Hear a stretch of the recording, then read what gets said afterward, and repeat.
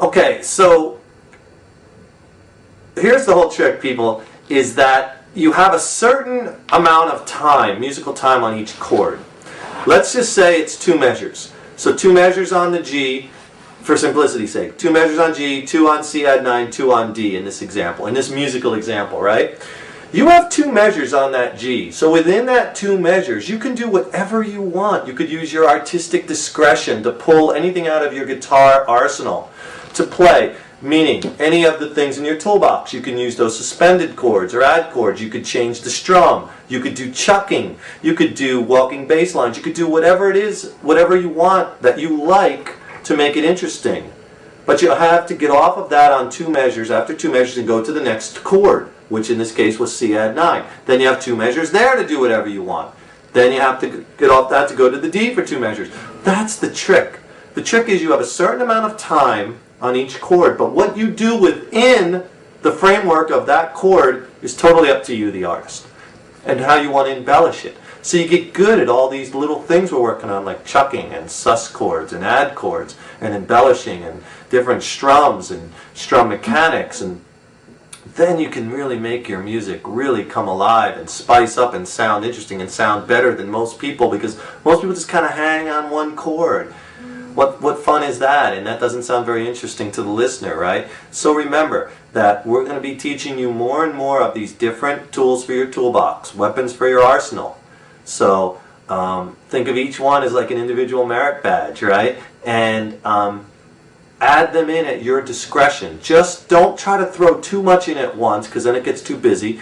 And don't let whatever you're doing in the one, in this case 2 measures, interfere or contaminate your timing or you're changing to the next chord. You got to make sure whatever you do, you finish that up, you get to the next chord, or if you're, then you finish that and you go to the next chord, okay? That's very important. So that's the trick. That's what's going to make a good player a very good player, is the amount of interest that they're adding with all these little things and techniques that we're working on. So I want you to add this chucking with open chords to your practice regimen. Try it on various chords. Do it on some of those little chord changes. You can go back and do it on those progressions we did a couple modules ago, where we were doing the fast changes.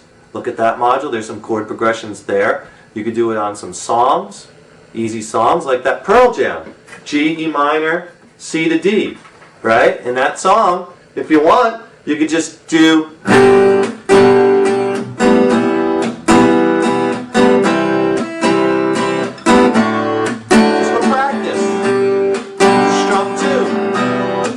on the second downstroke. Whatever song you can throw it in, the chorus of Margaritaville.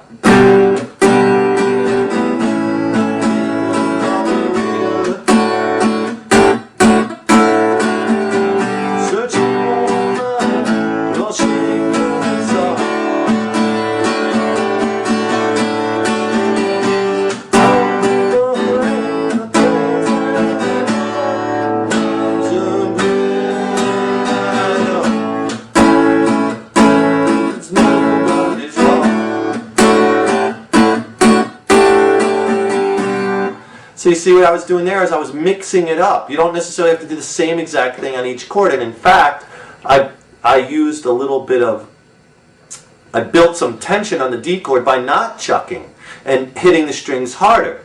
Watch what I do on when I go to the D chord. G, and this is just an example of my artistic discretion. G, I'll chuck. A, I'll chuck. When I go to the D, no chucking, and I'm really going to build that chord. And look how I can build tension in the chorus.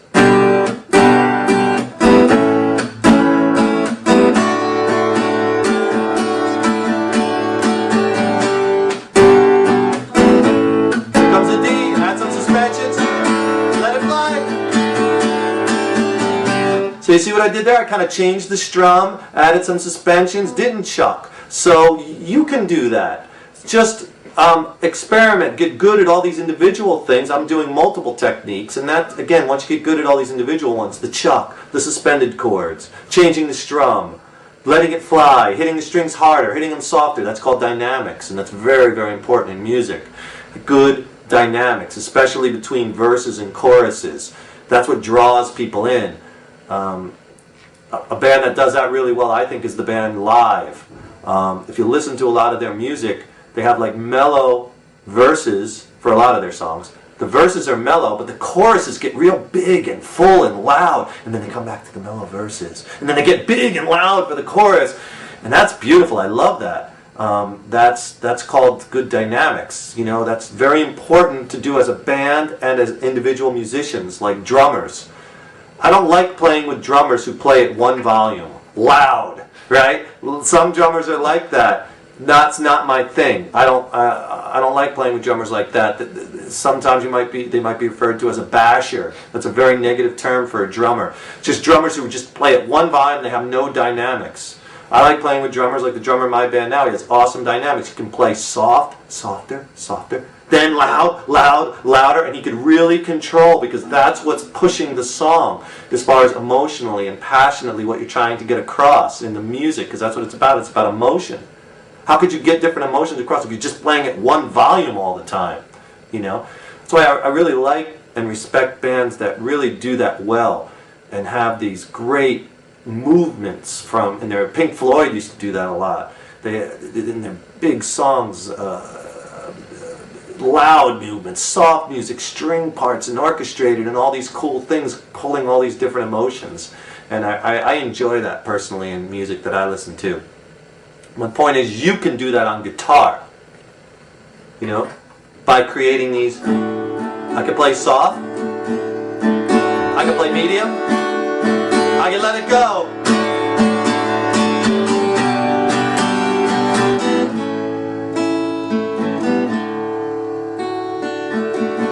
See, I could vary these, and you can do that too. You can arpeggiate. We've been working on that. See, all these things that soon you're going to be able to do 2, 3, 4 of them within the same song. Arpeggiate, chuck, suspended chords, right? And that's what makes the music come alive and sound amazing. And you're going to amaze your friends and family and the bandmates on how good you're getting on this instrument.